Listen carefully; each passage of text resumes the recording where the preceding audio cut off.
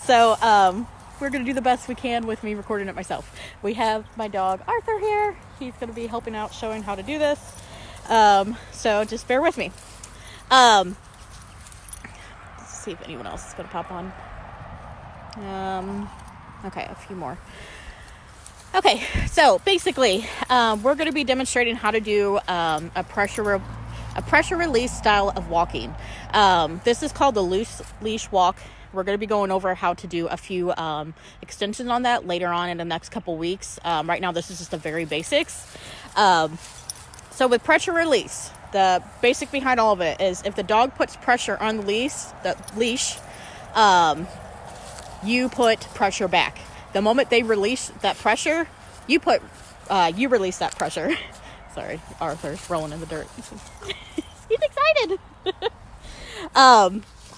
So the best way for me to explain it is when that leash is on the dog. This is pulling. The moment it relaxes, that is when it's loose. Another way you can look at it is if the leash goes to a J, and by J, I mean, hold on, let me turn this around. Hey, Arthur, come here. Oh, we're all caught up. We went down to a little field by my house, so he's really excited. Okay, so this is pulling.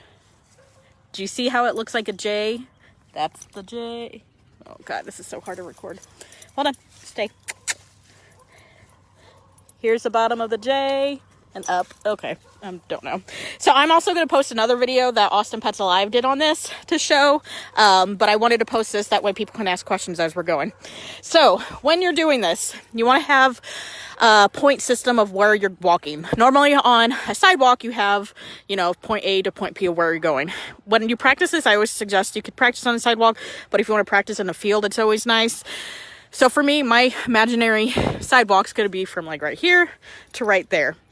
So anytime that he puts pressure on it, I'm going to walk backwards, and that's going to put pressure back. Some techniques on this, they just stop walking or they pull on the leash back. That's not going to give as strong of a pressure if you use your entire body to walk backwards. That is something that is trained. I just think walking backwards is a lot more effective. What are you doing, crazy man? You are so caught up. Oh my God. Okay. Well, now you're just going to see crazy Arthur having fun. Okay, so we're going to try working with this. Come here, Arthur. So excited. Okay. All right, so if he pulls to the right, I'm going to walk to the left. If he pulls forward, I'm walking backwards. If he pulls backwards like this is a great example, I'm just going to keep walking forward. Okay. Let me do my best trying to record him. Okay, so he's pulling that way, so I'm going to pull this way. And we're just going to keep going forward. So this is going to be the end of the sidewalk. We're going to pretend. Or you know what? I'm going to do it on the concrete because this is so hard to record by myself. Okay, Arthur. So this is going to be point A to point B. So he's going good. See that leash is loose? Okay, now we're going to turn around. We're going to walk this way. Now he's walking back in the direction that I want. Okay. Okay, we're going to keep going again. Good job, Arthur. See how that's loose? I can't even say loose. I'm saying loose. Loose. But the moment it gets tight, I'm going to use my body and I'm going to walk backwards. And then once it's loose, we can go back in the direction that you were going. He's kind of got this down a little bit. We've been practicing. Come here, Arthur. He just isn't complete pro. Okay, and then we're going to walk backwards. There we go. Good job, Arthur. Good job, buddy. So now if he's going to pull that way, I'm going to walk this way until we get back in the direction that we want to go. So the video I'm going to post on this shows it a little bit better. It's just so hard because I was going to have my cameraman here and he is not here. So, does anyone have any questions? That's a very, very brief example. Later on, we're going to be showing how to do a working walk and then a figure 8, which helps with directional pulls, like which way you want to go. One thing I do want to mention is when you're doing this walk, you always want to let the dog have the full length of the leash. You don't want to be wrapping it up like this because you're not letting that dog learn with a shorter leash. when we get to a working walk, that's when you're going to train them to walk on a shorter leash. Right now, this is just the very basics of teaching them the pressure release with the collar. One other thing I do want to mention, this is perfect. Jessica Lauren, specific recommendations. So with pressure release, you really don't want to use just a standard collar. It's best to use a martingale, because as they pull, it gets tighter on them. When they quit pulling, it gets looser. So it helps communicate that a lot better. Some other things you can do is you can use a gentle leader, which goes around their mouth, and I'll post a video on that a little bit later. Those work really good if you have dogs that are leash reactive. I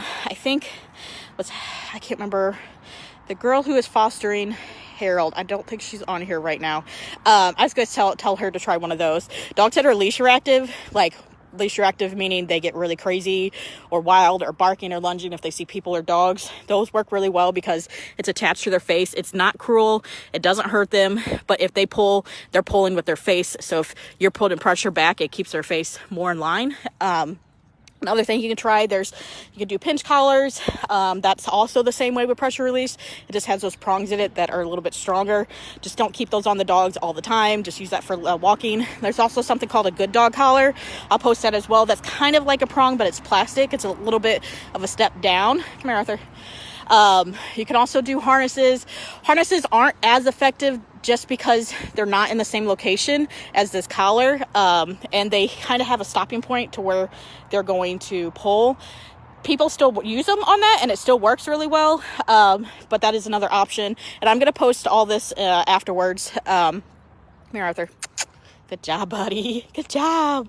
So to get your 10,000 Fitbits,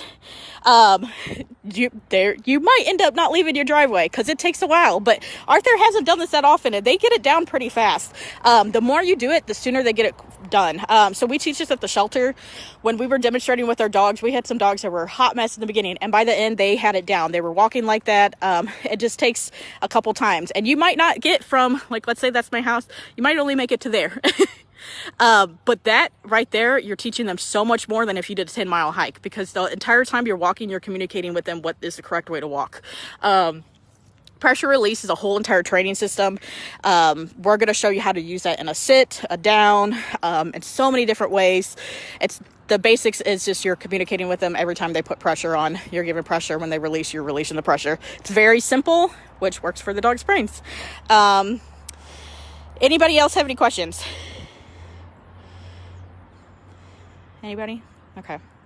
So when I'm done, I'm going to post the Austin Pets Alive video that has, he's recording them walking in a field, which is what I was going to do today with my cameraman, but my cameraman was late and he's still not here. So we will show that. And then if you have any, I wanted to do a live just so I can answer some questions quickly. But if you have any more, just post questions. It can be confusing at first. Come here, Arthur. Nope. Come on.